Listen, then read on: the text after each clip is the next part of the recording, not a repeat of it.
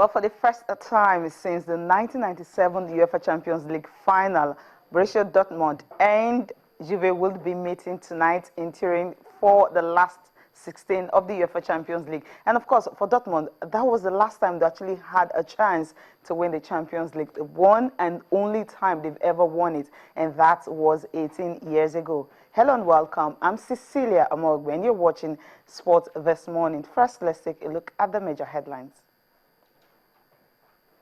Starting with the Super Falcons, of course, Anche Ejina believes they can actually surpass what they did in 1999. Remember, the Super Falcons, of course, actually got to the quarterfinal. And after that, we've not been able to do that. She was part of the team, and she believed if this team can actually have everything in place, they can definitely surpass that feat. Also on the program, is this really the right time for Manchester City to blame Barcelona? You know, I'm asking that question because of what happened at the weekend. And how about having to play a World Cup between November and December? That's the proposed date coming from FIFA. The 2022 tournament, I believe that would definitely have to be the date it will be played. Europe are kicking against it, but FIFA, that's the date they proposed. That is the only time they feel this tournament can hold. Now, it was actually different results for the two sides that will be meeting tonight, talking about Manchester City and Barcelona. Manchester City thrashing Newcastle 5-0. But for Barcelona, well, they were stunned by Malaga. Let's enjoy the highlights. Here is Checo. Ankle tap penalty. Inside half a minute. Indiscreet challenge.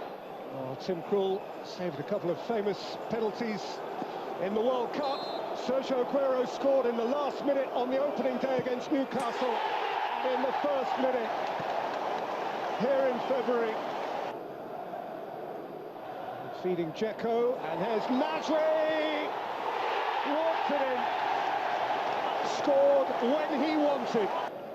Silva, Dzeko, 3. So very, very easy. Aguero's fed it for Nasri. And now Silva, of course. Well, all you can say, Peter, is this is the type of performance. Aguero, Silva, ho-ho! And more and more and more. Crisp as you like. It's loose from Alves. There's a chance for Malaga. Surely they'll take the lead, and they will. Horrible mistake from Johnny Alves. Punished by Wanmi. At 7 minutes gone at the Camp Nou. And Barcelona are a 1-0 down. Well, this is one of the young players we talked about, Cap. He's only 21. Obviously, that wasn't the Barcelona you really want to see, but it was a strong signal that Manchester City were sending to them. Well, you can talk to us on Twitter and, of course, on Facebook. What you think about the games that will be played tonight. Will Manchester City finally beat Barcelona, take them out of the Champions League last 16, and of course move past this stage? Because for Manchester City, according to the coach and of course some of the experience now, and they'll definitely not be going out for revenge. All they want to do is to play their game as best as they can and get something out of the game. Talk to us on Twitter and of course on Facebook, and of course we'll get to read your tweets. Okay, now let's come home. The Super Falcons, of course, they are in camp already. But I have a guest. We'll be talking about Super Falcons and some other things. We'll be talking about the regular, of course, Chinasia Iboyin. Welcome to the program. Good morning, Cecilia. How are you doing? I'm good. I can see you looking all good. Very happy. Super Falcons, right? And news. Yes, at least they're in camp already. Definitely good one. And I heard two foreign-based players are also with them. Yes, of course. Francesca Odega and Sinachi Ohale. Ohale, these are good two players with them. You know, because I actually thought because of the fact that this is not the World Cup, this is not it's just an African All-Africa Games qualifier. So I thought maybe we'll prosecute it with mostly home-based players. But apparently the fact that these ones have already come to join them, it shows you that the Falcons are really dedicated and they want to, whatever they participate in, whatever they take part in, they want to go out there and do really well for the country. You know, which I can say for the Super Eagles. Okay, well, basically we have 23 players in camp. Yesterday they were supposed to train, but they just couldn't train because some of the coaching crew did not arrive early. But today, of course, they will be having their very first training session today. And of course, having 23 players, that means you have close to how many? 13 more to join. Yeah, because about 36. And out of that, you have 10 foreign-based players, and you have 26 home-based players. You already have 2 foreign-based players there, so it means you have need more eight more foreign-based players and about 2 more local-based players to join them.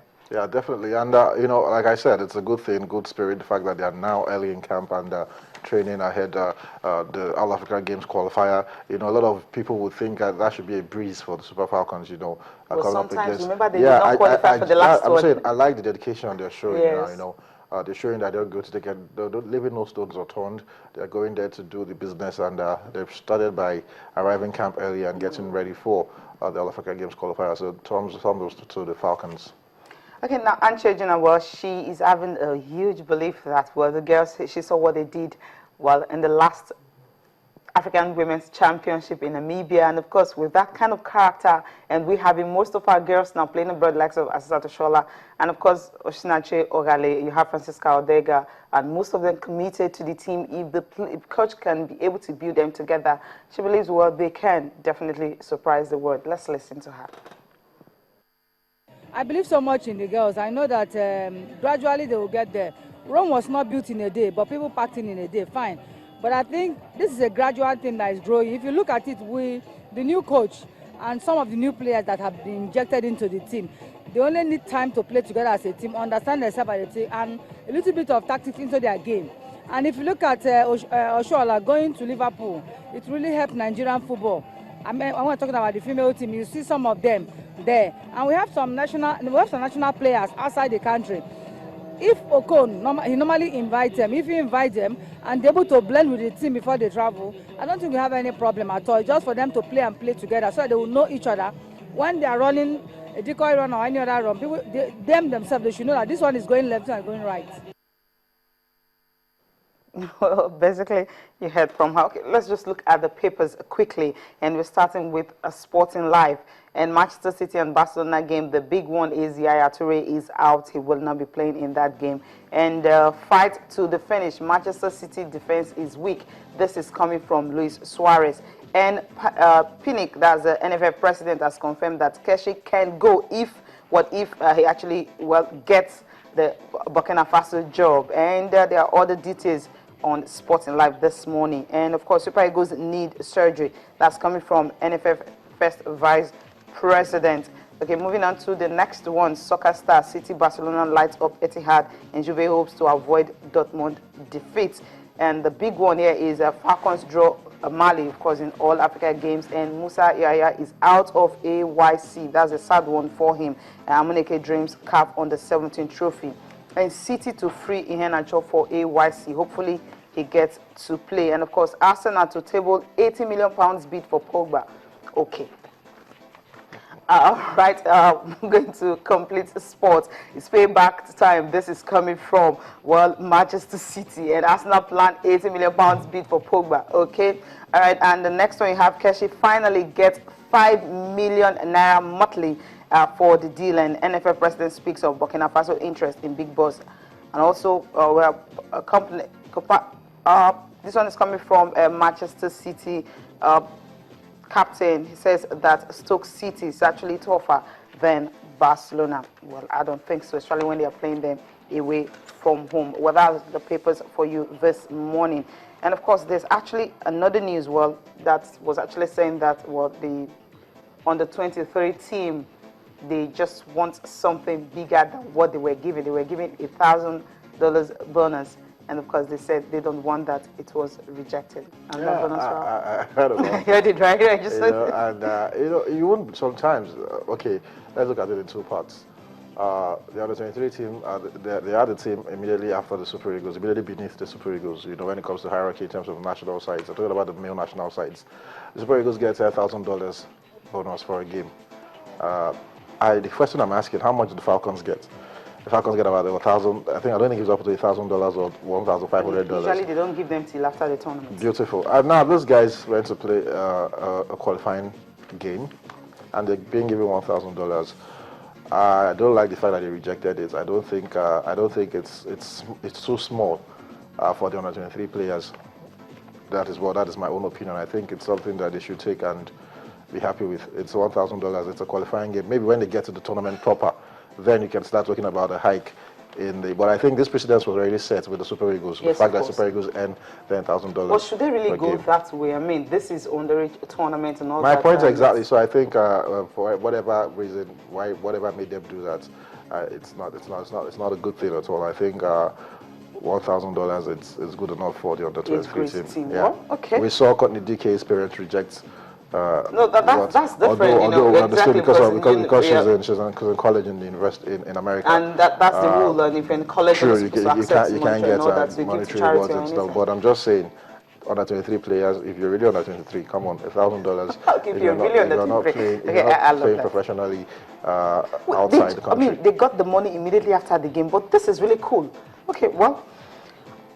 Let's talk about it was a very ill-advised. Yeah, but definitely. Talking about the 2022 tournament where, well, Ifrain Al Khalifa, that's the task force, one of the members of task force responsible to actually look into the possible date for the 2022 World Cup in Qatar, says the tournament can only be held in November and December. That's the news right now. He has actually ruled out the fact that it can't be held in May because there's going to be a situation whereby they're looking at the weather, at the players' health and all, and they feel that the only time they can actually hold this tournament is that date.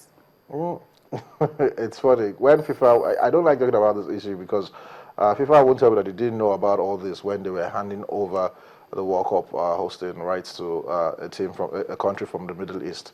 You know, knowing the weather and everything, all the dynamics, you should have put everything into place. Yes, of course. So now they're making it look like a big deal. Now, come on, we've always known that we've always known the Middle East to be very hot at certain times, you know, of the year. And the World Cup has been traditionally played during May, June, July. You know, and now we're talking about Winter World Cup. We've been talking about it for a while, and it might happen. But what I'm saying, we have players playing in Qatar, and they've actually brought up proposals that, look, they can't do it. They will have to have air-conditioned stadiums and all that. Yeah, and they so can. many other proposals I actually believe they can do it. They can do that. But the thing is, you know, most of the teams that will be at the World Cup, will be European teams. Okay. So basically, they sort of dictate what happens. But they are the ones that they don't want that time because it's going to, I mean, actually, will I use the word scatter their plans? Yeah, because if you look at they don't have breaks at that time. The Europeans are the ones that actually are complaining about the heat, you know. And if you're complaining about the heat, then we have to shift ground. You have to shift ground and go and play during November, December, you know. So they can't have it both ways. They can't have it their way. And you can't do January, February because of the Winter Olympics. So definitely, I think they would have to. The Qataris have come out and said that we can do this. There's money. It's an oil-rich state, you know. They can control the atmosphere. I'm not talking about the atmosphere, but you know, the thing now is not just about the players on the pitch, because you can do it. They can have the whole air-conditioned stadium and everything.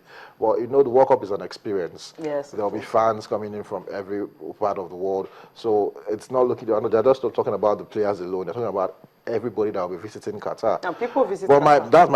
That's where I'm going to. But Qatar, I don't think that people do not visit Qatar at any time of the year. You know, if you want to go to Qatar at any time, you can go to Qatar at any time. So I think it's just.